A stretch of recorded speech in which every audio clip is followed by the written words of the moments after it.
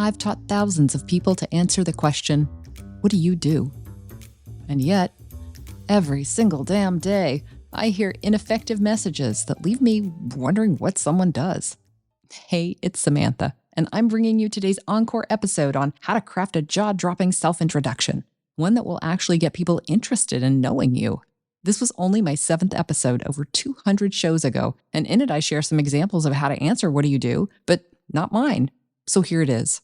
I help women consultants who are struggling with a revenue roller coaster to multiply their revenues without exhaustion by working with perfect clients on what I call transformational engagements. As a result, they build profitable and joyful consultancies.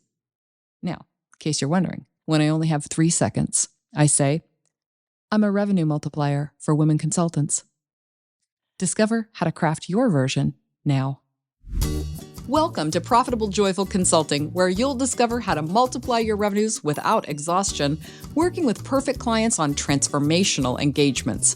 I'm your host, Samantha Hartley. If you're a woman consultant ready to increase your profits and enjoy your business more, you're in the right place. Today, we're going to be talking about elevator pitches and how to answer the question, what do you do? Over the last several years, there's been kind of a backlash against elevator pitches as being inauthentic and just uncomfortable, in general, awkward, and also reducing someone to their profession. Like there's many facets to a person, not just their work. Let's not always be like, what do you do? Well, I think that's really interesting. I've been to parties where people would say, like, what are you passionate about? Or what's got you excited right now? I think those are great questions to ask. But we still need to be prepared for the fact that people need to understand if they ask you what you do. Each of us needs to be able to explain our work and our value through our work to others so that they can recognize if they need to work with us or not, or if they could refer us to someone else. Now, I've talked in past episodes a little bit about how I answer the question, what do you do, and a little bit about messaging, but I wanted to do a deep dive today so that you can hear more of the specifics and how you can put this message together for yourself. One of the ways some guys I used to work with would answer this is to answer the question, what do you do, with what do you mean? I think a smart aleck answer like that is going to be a conversation ender. And that's not what we want to do here. We want to engender goodwill. We want to have a conversation happen. And we want to have that conversation happen with someone who has taken the courtesy of asking us the question in the first place by taking an interest in us.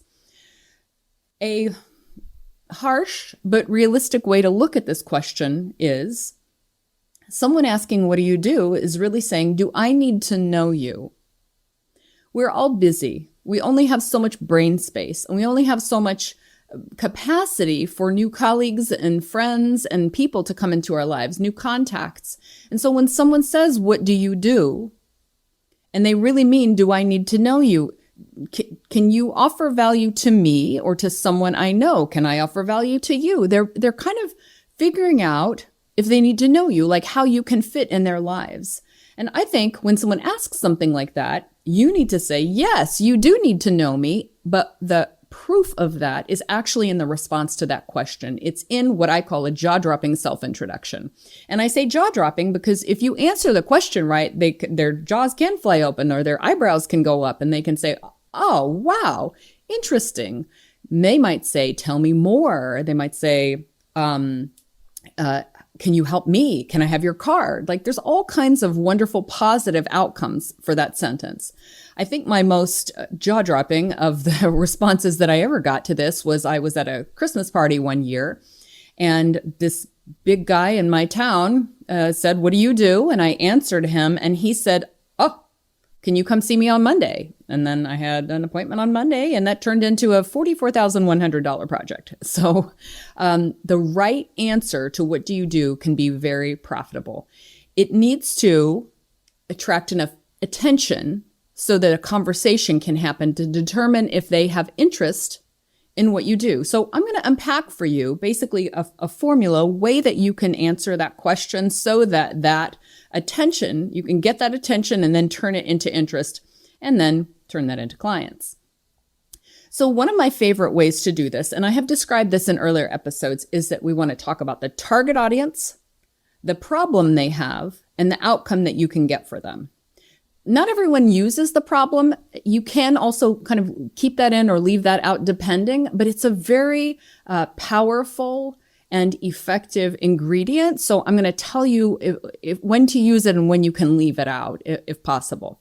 So I'm going to just use an example today of having a target audience. Let's say I'm a sales consultant and my target audience are LMS companies. That's e-learning software companies. And I use that example because I've recently been reviewing a lot of them together with a client who's going to do an e-learning.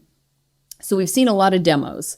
So if I were a sales consultant working with those companies, I might address the problem of inconsistent sales, which I can tell you is because some of them don't do very good demos and others of them don't really follow up after their demos. So that's going to definitely result in some inconsistent sales. You'd think that really effective LMS companies would know this, and yet this is why sales consultants still have jobs. So it's a thriving market for them.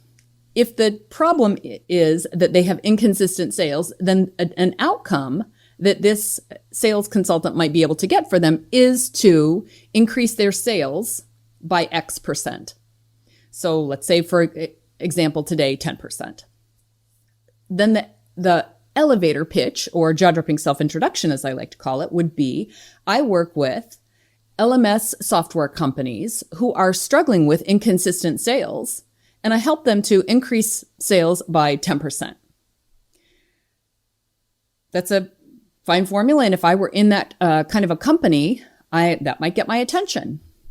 Now, there are ways that we can make that kind of a formula even more compelling. So how do you dial up the interestingness level of this so that you get truly something that's jaw-dropping? One of the things that I like to do is to add an adjective before my target audience that describes them. So in this case, the LMS companies might be fast growing, or they might be socially responsible. Adding something there which really hooks them and makes them feel like, oh, that was me. They're talking to me. So think about words that you might use there. Other things I love are motivated, open-minded. I've heard my clients use before. Figure out what that one word is that you could say that would separate your people from everyone else. Have them self-select. That word can really go a long way towards grabbing someone's attention. The next opportunity in here is how you describe the problem.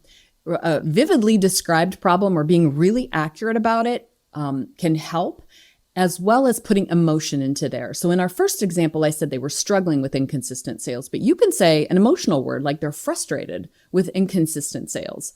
And again, that can resonate more strongly with the person who hears you than other words. I really like to find exactly the term that describes them. Are they disheartened by? Are they fed up with? What's the word that describes how they're feeling? And I would take that word from the people who've come to you before. Like if you look at what your past 5 clients told you when you did your discovery call with them, what did you learn about them? Like how were they really feeling? Using that and mirroring them back to people in your marketing message is super effective at getting other people who feel just the same way. And this last piece of increasing sales by, let's say, 10%. I'm always looking for my clients to make a big, bold promise with their brand. And you make it through something like this outcome. If you're working with a company and let's say it's a perfect client, remember in the branding episode, we said your brand is you on your best day. On your best day and working with a perfect client, how much could you increase their sales? If you've had examples where you've done 30% or even more specifically 38%, like some of your clients have increased sales by 38%, that number is going to be even more compelling than just saying increased sales dramatically or increased by 10%. So I want you to think about what's the boldest promise that you can make that you on your best day can deliver on. And the reason I love to do that is because when your client hears that or a potential client hears that, they feel excited, like that's what we want. And when you make that promise, you're on the hook, right? You're committed and it pulls up the best part of you that is like, yes, I can get that result for them. And that comes through in this message. All of those thoughts and ideas that you use to craft this message, all of those memories of like how people felt when they came to you and what things felt like when you got those amazing results. When you put that together, that vibe, for lack of a better term, is contained in your message. That's what makes it jaw-dropping. So I would love for you to do a little brainstorm on what these aspects are for you. What are the aspects of your message? And then here's the important thing. You want to test this out.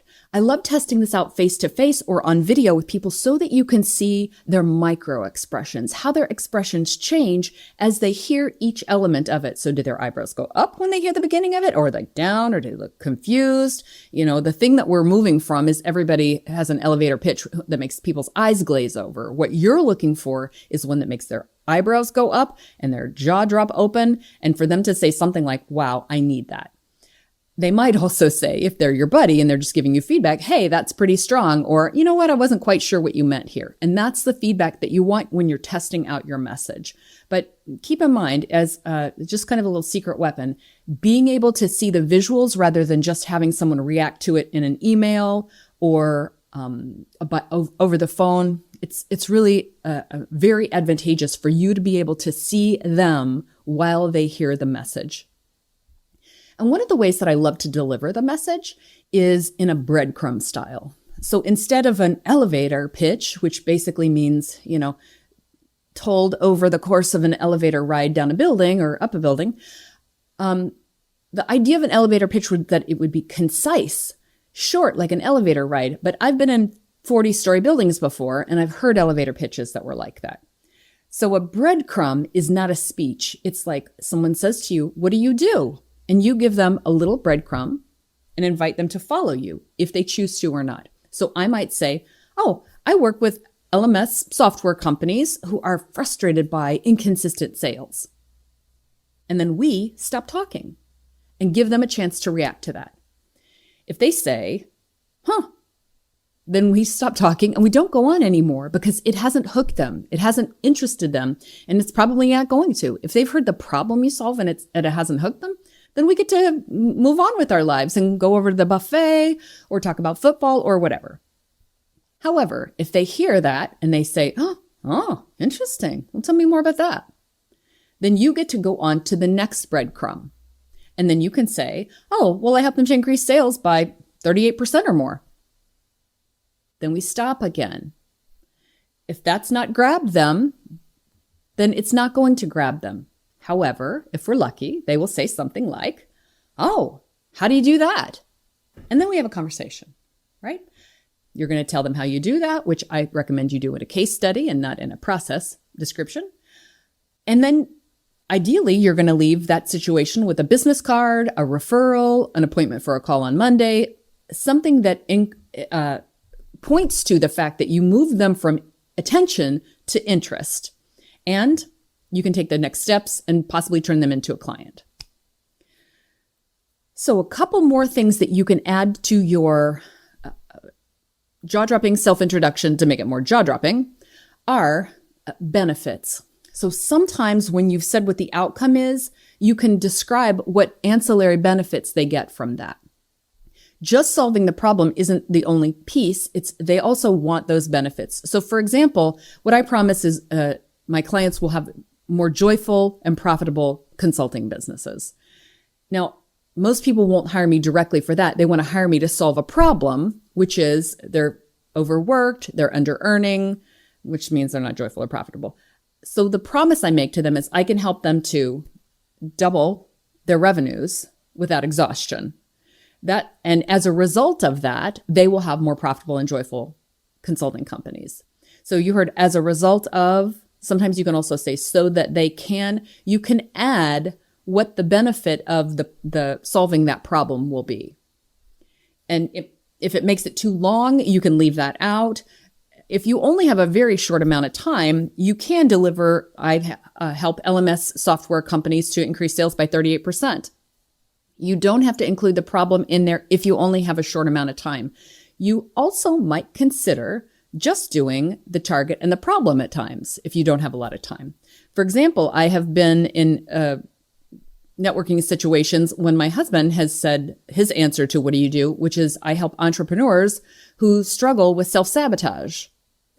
He hardly ever gets to go on to the rest of his elevator pitch because they grab him and want to tell him all the ways they self-sabotage themselves. So figure out from trial, testing this out in live situations, which parts of your message have the strongest hook, because you can always deliver the rest of them later. And you always need to be prepared to deliver the whole thing. So this is a marketing message. It's a complete marketing message. And you'll be in situations like a BNI meeting, for example. One of those things when they go around the room and you have to stand up and say what you do so that everyone else in the room can understand it. And in that situation, you're going to want to be able to tell it in 30 seconds crisply and clearly and like you've said it many, many, many times before, and not like you just made it up 19 seconds before you stood up, which is what most of the people in that room are doing. It's a highly stressful environment, and you being prepared with a crisp and concise message will make you stand out from everyone else in that room. So this is one of the most essential aspects of your business, is a message that is crisp, clear, compelling, consistently delivered. And speaking of consistently, once you have this down, you want to put this everywhere. You want to put it on your social media, on your in your email signature, on your voicemail message that people hear when they call you and you're not there. There's a lot of places that you can put that message that it can serve you. And I'll tell you more about that in just one second. So be consistent with getting that message out there. One last thing that you can add to your message that I think is super helpful is the without. They want to have this, but they don't want to have that. It's a super fun way to make a message. I help these LMS software companies increase sales by 38% without sacrificing profitability. So you're telling them the thing that they want the most without the thing that they're afraid they have to do to get that. In my case, I help my clients double revenues without exhaustion, because they think, sure, I could double them, but I'd kill myself in the process. And I'm like, no, it doesn't have to be that way. So that's a great construction for you to consider when you're putting it together. Target audience, problem, outcome, without thing they don't want. So I've given you a lot of different formulas here. Again, the best thing for you to do is to try them on and walk around in them, see which one fits you best. Years ago, I had a client who was a community bank, and we concluded their message, and they said, we love it. Now what? And I said, we'll put it everywhere. And they said, like, where? And I told them the brand touch points. And I've told you a couple of them on your social media, on your website, your email signature. I have a list of all of those, which is you can download at 36ways.com. So the number 36 and then ways, ways.com. So there's a list of these brand touch points that you can get there, and it'll help you to think, abundantly about all of the places a message can go. It's amazing that it can be doing the heavy lifting out there to bring clients. These are 36 ways that you can be attracting clients to your business, whether you're doing the message delivering or not. Now that you know that you do this message for your core business, for what you do, I want you to also keep in mind that you can write a message like this for all of your sub-brands, for your programs, products, workshops that you do, your speeches. There should be a little nutshell message for every single one of those, and it can follow this formula. That's what's great about this, is it's portable and flexible, and it can be applied to all those other sub-brands. Not just can, it should be applied. So make sure if you have something that you're selling, that you can describe it in 30 seconds, just like this. I've had people struggle before with writing their workshop format, and I'm like, did you do the jaw-dropping self-introduction? And they go, oh, right, I forgot, I can use that formula. So use this formula for everything. If you can write the 30-second of it, you can write the full page. So today you've learned about jaw-dropping self-introductions for yourself, for all the sub-brands in your business, the various components that you can use to make it more jaw-dropping, more compelling, more hooky. So be sure to try them out and then get back in touch with me. Leave me a comment anywhere where you're hearing this podcast. For Profitable, Joyful Consulting, I'm Samantha Hartley. Thanks for listening. As a thank you for being part of my community, I'm sharing free exclusive resources to help expand your consulting business. Head to samanthahartley.com/super to access bonus content and tools from the show. For a complete transcript of this episode and all Profitable Joyful Consulting episodes, visit samanthahartley.com.